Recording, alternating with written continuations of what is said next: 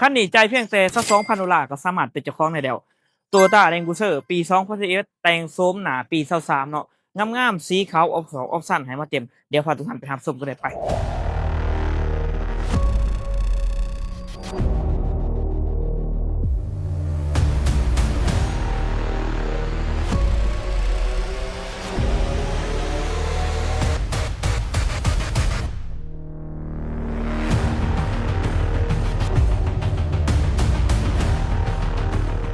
ที่ทุกท่านเหมือนทั้งสองเขาเอง JN ดาวขาดรถดาวข้าพเจ้าเองผู้รีวิวโจนัสจันทศรเนาะเราเป็นอยู่ปักเซ่นะคันนี้เป็นรถเขามาใหม่เนาะเป็นรถอ้ายฮักอยู่กับปักเซ่เขาเองนี่แหละเพิ่นขี่เนาะเพิ่นขี่แล้วก็เพิ่นอยากได้คันใหม่ก็ได้มาขายให้เราเนาะมารีวิวให้ลูกค้าได้เห็นคันนี้ก็สีงามเพราะเพิ่นก็เก็บก็คัดมาเนาะแต่ว่ามีบางจุดบางบอนก็ยังบ่ทันได้เก็บคันคัดเพราะว่าจะเป็นสีเดิมของเจ้าของเก่าเพิ่นเราก็มารีวิวให้ลูกค้าได้เห็นเนาะอาคันนี้เป็น Lexus ปี2011จักร V8 เนาะแต่งโฉมหน้าปี23รถนี่เดิมบ่ต่ำบ่ปีจักรเดิมสีสันงามเนาะแล้วก็ตามการใช้งานแหละว่าซั่นซะตัวนี้จะไหลมาที่ปุ่มสมาร์ตคีย์เนาะกับ J Remote ตัวนี้ประตูนี่จะเป็นประตูรูดเด้อนี่นี่จะเป็นประตูรูดเนาะเบิด4ด้าน4ข้างเลยเป็นเบาะธรรมดาเบาะหนังตัวนี้จะเป็นปุ่มคอนโทรลให้พร้อมเนาะ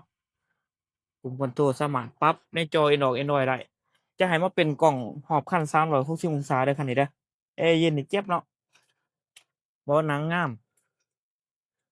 ขี่คักตัวนี้จาก V8 เนาะจักรส่วนเด้ออันนี้มิดออกมิดอักเดิมเนาะตัวนี้เป็นพวกเป็นเพจมีครบสวยๆงามๆเป็นสายเดิมเอกสารครบเนาะถูกต้องเป็นป้ายโอนซื้อได้ทุกแก๊งข้างหลังเนาะข้างหลังกับทั้งข้างก็งามสะสร้างเด้อเพิ่นขี่ก็รักษาเพิ่นมีแต่ขี่ในเมืองเนาะ แล้วก็ขี่ไปเวียดประมาณเทื่อหนึ่ง2เทื่อนี่แหละอันนี้ก็ถือว่าใช้ก็ถือว่ารักษาบ่หนอกบ่หนังก็ยังอยู่ปกติเนาะจอคอนโทรลปุ่ม Start for Win เด้อตัวนี้ออปชันเนาะก็ถือว่ามีให้พวกแอร์ยังเย็นเจี๊ยบเลยคันนี้มีแอร์ดอกแอร์หลังให้พร้อมเด้อคันนี้เด้อแอร์เย็นสะดวกสบายใครที่มีงบน้อยสำหรับใช้เวียกใช้งานใช้โครงการอยากได้ขี่เสริมดวงเสริมบารมีเนาะแนะนำคันนี้เลยร้านหนังเนาะตัวนี้เป็นข้างหลังก็จะเป็นระบบไฟเนาะ อาสไตล์ Language ว่าซะมีตั้งสำรองสำรอกตัวนี้เป็น SUV 7ที่นั่งทั้งเราทั้งหลังก็สามารถเอาลงได้เนาะตามการใช้งาน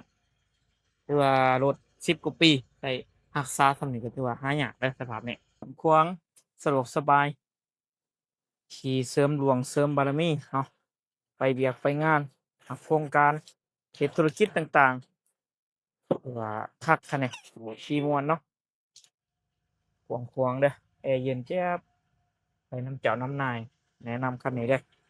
ราคาบ่แพงเนาะราคาถูกกว่าอ่า Vivo เนาะถูกกว่า All New อีกเนาะถูกกว่า Defender บางคันเนาะ Honor เหมือนเดิมนี่ออก Mid-up นี่อยู่ครบเลยมาเบิ่งตัวจริงมาเช็กตัวจริงโลดรับประกันให้เลยบ่มีการปริแน่นอนเครื่องนี่ก็เช่นเดียวกันเนาะประตูรูดเนาะประตูรูดเนาะ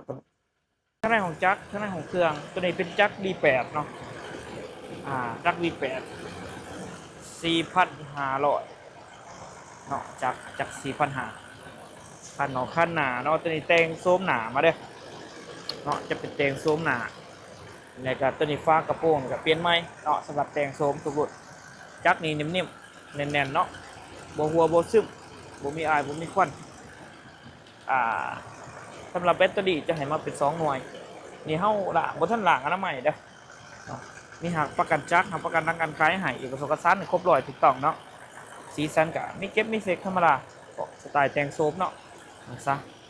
ประมาณนี้จุดตำหนิเล็กๆน้อยๆก็สิมีแต่ตาเนาะเราบ่ได้คัดอิหยังให้เดี๋ยวคัดอิหยังมารวมกันก็สีเป็นจุดเป็นเล็กๆน้อยๆเพราะว่าน่าจะถูกขี้หินฝงใส่ในการขับกันขี่เนาะประมาณนี้ก็บ่ยากเนาะบ่มักก็มารวมกันได้เดี๋ยวเราเก็บเราหยังให้คือทุกจุดเป็นบอร์ดจังซี่เนาะเก็บให้เบิดละละเอียดสำคัญก็มาเบิ่งรถนางตัวจริงลองขับลองขี่มักถูกใจจะเอาฝากไปเติมเด้อทุกท่านเด้อกับ Toyota Land Cruiser เนาะคันนี้ ปี2011แต่งโสมปี23เหมาะสำหรับนักธุรกิจเนาะพนักงานเช้าขาเช้าขายกำลังเฮ็ดเวียกเฮ็ดโครงการที่ไร้งบน้อยๆอยากได้ Land Cruiser ไปขี่โสมหน้าใหม่แบบนี้บ่ว่าปกติเขาขายทั่วไปก็ประมาณ60ปลายพันดอลลาร์เนาะแต่ว่าเราลดพิเศษให้ลดเป็นหมื่นเหรียญเนาะคันนี้เนาะเหลือราคาเพียงแต่นี่56,000ดอลลาร์เด้อทุกท่านเด้อ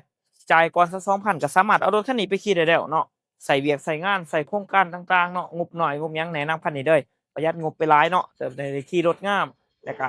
โสมหน้าใหม่ตาใหม่ๆแบบนี้เนาะรถเดิมบ่ต่ำบ่ปิดเนาะขายแล้วก็ราคาบ่ตกเด้อทุกท่านเด้อฝากไว้ถึงทุกท่านกับ Toyota Land Cruiser เนาะใครมักก็ทักมาได้9733โต679ฝากติดตามทุกช่องทาง JN ราคาดอลลาร์ผู้ติดตามหลายกว่า รวมทั้งหมดทุกช่องทางบ่ว่าจะเป็น TikTok YouTube Facebook ประมาณ100,000กว่าคนเลยทุกท่านเด้อขอขอบใจทุกท่านที่เจอกัน